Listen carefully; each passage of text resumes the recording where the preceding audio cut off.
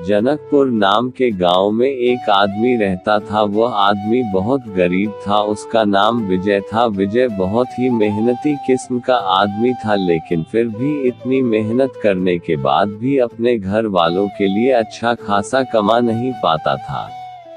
रोजाना खेत में मजदूरी करता, बोझे उठाता, लेकिन इसके बावजूद भी वह अपने घर वालों का पूरी तरह पेट नहीं भर पाता था। एक बार की बात है, जब विजय गांव में गया तो उसने देखा कि उसके पड़ोस के एक आदमी ने नई कार ली है। नई कार देखकर विजय की बीवी भी विजय को कहने लगी कि हम भी एक नई कार लेते हैं। यह सुनकर विजय कहने लगा, हमारे तो अभी खाने के लाले पड़े हैं और तुम्हें कार की पड़ी है। यह सुनने के बाद विजय की बीवी विजय से नाराज हो गई और उसके बाद विजय के पड़ोस में रहने वाला एक आदमी आया। उसे कहने लगा कि विजय भाई, मैंने आज नई कार ली है, यह लो, मुंह मीठा करो। और विजय को मिठाई देता है। विजय मिठाई खाता है और कहता है कि बहुत बहुत मुबारक हो तुम्हें नई कार के लिए। और वह आदमी वहां से चला जाता है। विजय भी सोचता है, मैं भी तो बहुत मेहनत करता हूँ, लेकिन मेरे पास ज्यादा पैसे क्यों नहीं आते। यह बात वह सोचता ही रहता है कि उसकी बीवी अपने में कहती है कि तुम मजदूरी करते हो, इसीलिए तुम अभी तक गरीब के गरीब हो। लेकिन विजय खुद का बिजनेस करता है। यह सुनकर विजय कहता है, कौन सा बिजनेस? वह तो गली गली गांव गांव जाकर समोसे बेचता है।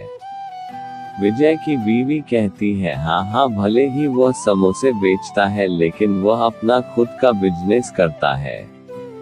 और तुम्हें पता है बिजनेस करने के कितने फायदे हैं। अगर तुम मजदूरी करते हो तो तुम्हें पता है कि रोजाना तुम्हें 100 रुपए ही मिलेंगे, लेकिन अगर तुम बिजनेस करते हो तो तुम्हें रोजाना 50 रुपए भी मिल सकते हैं, 100 रुपए भी मिल सकते हैं और 500 रुपए भी मिल सकते हैं। यही बिजनेस की सच्चाई है।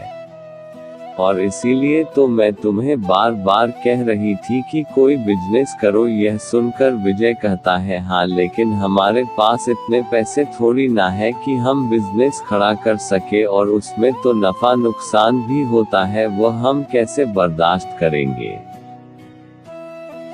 यह सुनकर विजय की पत्नी कहती है, हाँ, यही सोच कर तो तुम अभी तक गरीबों के गरीब ही हो, और इतनी मेहनत करने के बाद भी अपने घर वालों की जरूरतें पूरी नहीं कर सकते। अगर तुमने इतनी मेहनत अपने बिजनेस में की होती तो आज तुम भी एक नई कार खरीद लिए होते और हमें उसे कार में नई नई जगह घुमा पाते।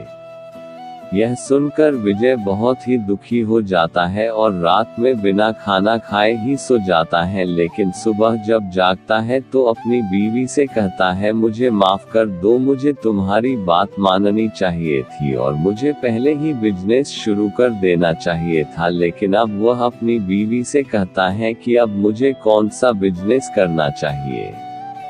विजय की बीवी पढ़ी लिखी होती है, इसीलिए उसे बिजनेस का अच्छा खासा नॉलेज होता है। वह विजय से कहती है, हमें अभी कोई ऐसा बिजनेस करना चाहिए जिसमें हमारी इन्वेस्टमेंट कम हो और प्रॉफिट ज्यादा। यह सुनकर विजय कहता है, लेकिन ऐसा कौन सा बिजनेस है। यह सुनकर उसकी बीवी कहती है, इसके बारे में हमें थोड़ा सा जांचना होगा, थोड़ा सोचना होगा, और इसके लिए हमें 2 दिन तो जरूर लगेंगे। यह सुनकर विजय कहता है, ठीक है, तुम भी सोचो और मैं भी सोचता हूँ कि हम कौन सा बिजनेस कर सकते हैं। दोपहर का वक्त था और पड़ोस की रहने वाली अम्मा विजय के घर आती है और कहती है, हमारे घर पर मेहमान आए हैं और शहर जाने के लिए मेरे पास कोई आदमी नहीं है, क्या तुम अपनी बीवी से कहकर पापड़ तलवा सकते हो, क्योंकि उसके बनाए हुए पापड़, उसके तले हुए पापड़ बहुत ही स्वादिष्ट होते हैं और सभी को पसंद आते हैं। पिछली बार हमारे यहाँ मेहमान आए थे, उन्होंने वह पापड़ खाए थे और अभी उन्हें वही पापड़ चाहिए। क्या तुम अपनी बीवी से कह सकते हो वह पापड़ तलने के लिए, वह बहुत ही स्वादिष्ट पापड़ तलती है। विजय कहता है, हाँ, क्यों नहीं। और यह कहकर विजय अपनी बीवी को पापड़ तलने के लिए कहता है। विजय की बीवी भी पापड़ तलती है और बूढ़ी अम्मा को दे देती है। बूढ़ी अम्मा अपने मेहमानों को वह पापड़ खिला देती है।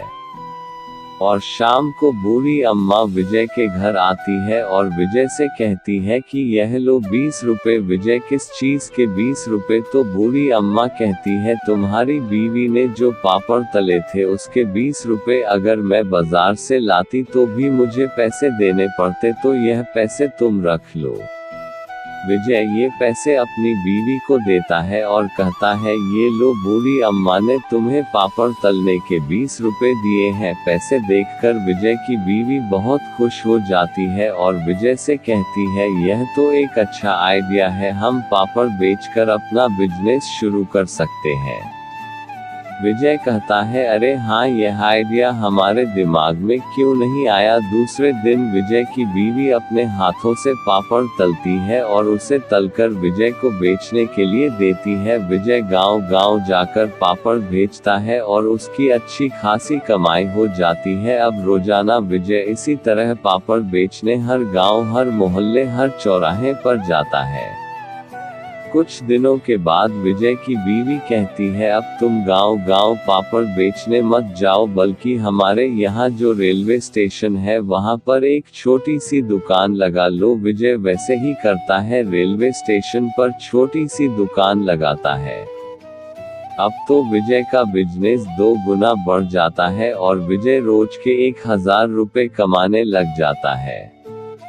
अब विजय अपनी दुकान आसपास के गांव में भी लगाने लगता है और बल्कि अपने दुकानों के अलग अलग branch bus depot, railway station पर खोल देता है। इस तरह विजय का धंधा बहुत बढ़ जाता है और वह एक अच्छा बिजनेसमैन बन जाता है और खुशी खुशी रहने लगता है। थैंक्स।